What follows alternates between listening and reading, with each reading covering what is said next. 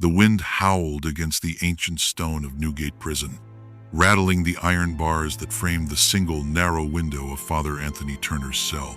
He sat still beneath a flickering candle, his fingers tracing the worn edge of a leather-bound Bible.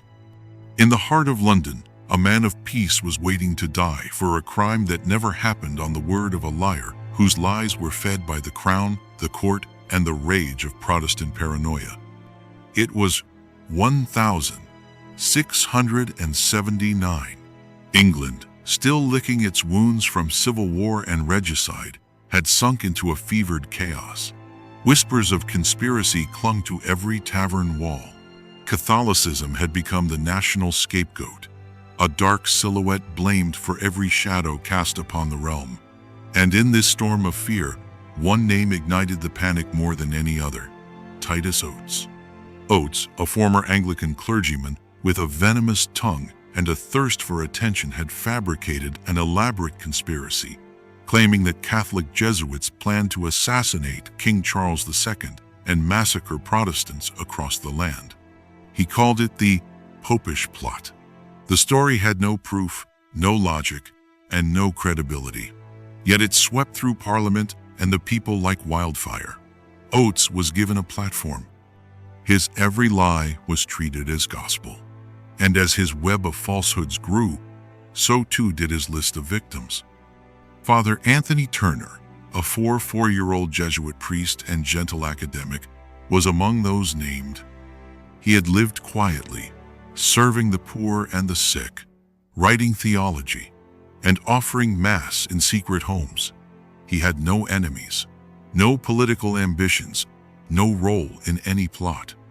But when Titus Oates named him, that was all it took. In November 1678, the king's men came for him. They stormed the home where he was hiding in Holborn, dragged him out, and shackled him like a common criminal.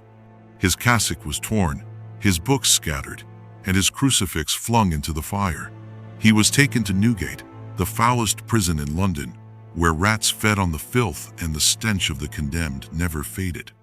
His trial, held in June 1679 at the Old Bailey, was nothing more than a grim performance, a show trial for a public hungry for blood. The courtroom buzzed with murmurs and hatred as Oates and his co-liar, William Bedloe, gave their testimony. They claimed Father Turner had spoken openly of murdering the king, of burning London, and of ushering in Catholic rule. Yet they offered no proof, no documents, no witnesses beyond themselves. Still, the jury nodded. The judge let their lies stand. And Father Turner, whose only crime was his faith, was found guilty of high treason. He was sentenced to die the traitor's death, to be hanged, drawn, and quartered. His final days were spent in prayer. Fellow Jesuits smuggled him small comforts, a few pages to write on, a rosary hidden in bread, a note from his brother who had fled to France. In one letter to a friend, he wrote, "My conscience is clear. I die not for rebellion, but for religion. May God forgive those who blind themselves with hatred." On the morning of the 20th of June, 1679, a black cart rolled through the streets of London. A dense crowd had gathered at Tyburn, where gallows loomed like crucifixes against the gray sky. Some jeered, some wept. Children were hoisted on shoulders. Vendors sold cider and pamphlets damning papists. It was as much execution as spectacle. Bound and dressed in the same threadbare cloak he wore in prison, Father Turner stood tall atop the cart. His beard was untrimmed, his face pale, yet his eyes were calm. He addressed the crowd in a voice unwavering. "I forgive those who have brought me here. I am innocent of this crime.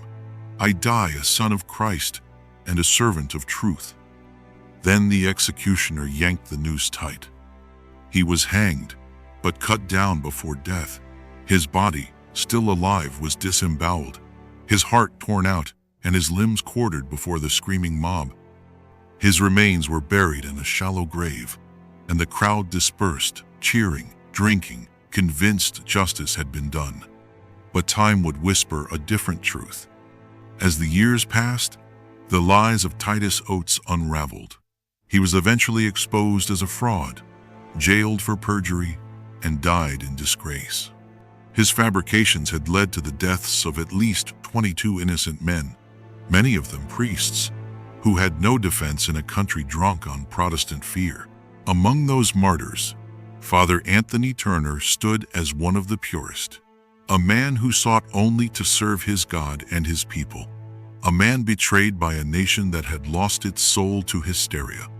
In 1929, more than 2 centuries later, Anthony Turner was beatified by Pope Pius XI, honored not as a traitor, but as a martyr of truth.